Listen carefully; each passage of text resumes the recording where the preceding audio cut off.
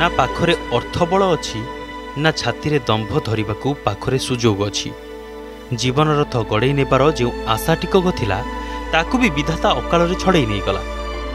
एमितिरे ए अभागा परिवार आज निस्व घरर एकमात्र रोजगारिया मनिषटाकू हरई आज बासहरा बेसाहारा और सर्वहरा। ये सतरे दुर्भाग्य। आर्थिक अनटन जेमिति एमानक कपाल लिखन आउ ये जगतसिंहपुर जिला एरसमा ब्लॉक गोड़ा पंचायतर गोड़ा गाँवर नीलुकांडी परिवार स्थिति। नड़ा छपर घरे 6 प्राणी कुटुंब धरी केमिति जे जीवन काटिबे से कथा भाबिला बेलकू तांको आखि जकई देउछि। घरर एकमात्र रोजगारिया मनीष तांको बाबांकर अकाल वियोग परे परिवार रे चुली केमिति जलिबो ताकू नै पड़ी जाइछि भाळेनी। ससुर 8 दिन मर गए। हम भी बहुत पछताउछु। स्वामी दियो खराब से जमा भलो नाथि सहयोग पाइके तो मु प्रार्थना कर।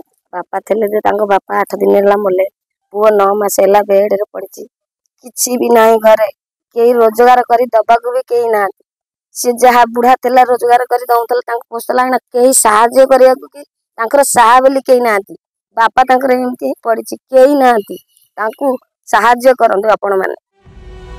सरकारी सुविधा कहले राशन कार्ड रे चाउल गंडी मिलुछि ता भी पुणी 6 प्राणी कुटुंब परिवार रे मात्र 3 जन को मिलुछि चाउल जेउठी नियम अनुसार समस्त को मिलवा कथा। घर तो आपण देखिले नीलू निजे आज को 9 मास हैला सज्जा जाई। एमितिरे ए सर्वहरा परिवार को सहयोग हाथ बढ़ाई भुवनेश्वर नीलचक्र सेवा फाउंडेशन। खाद्य वस्त्र और आर्थिक सहयोग जोगाई देबा सह नीलू परिवार को अन्य माने मध्य सहयोग करने को से अपील करिसेंती।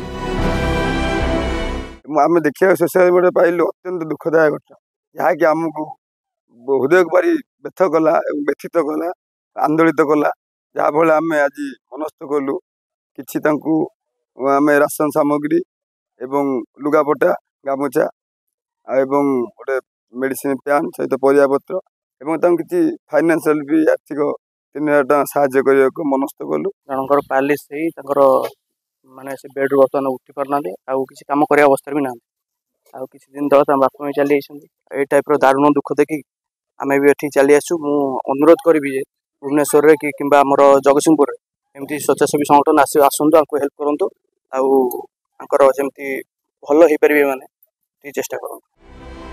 एही परिवार को सहयोग करने को चाहूले आपण स्क्रीन रे दिया जाइथिबा बैंक अकाउंट रे सीधा सड़क तांको आर्थिक सहायता जोगाई दे पारिबे। जगतसिंहपुर एरसमारू जॉन राउत को रिपोर्ट, अर्गस न्यूज।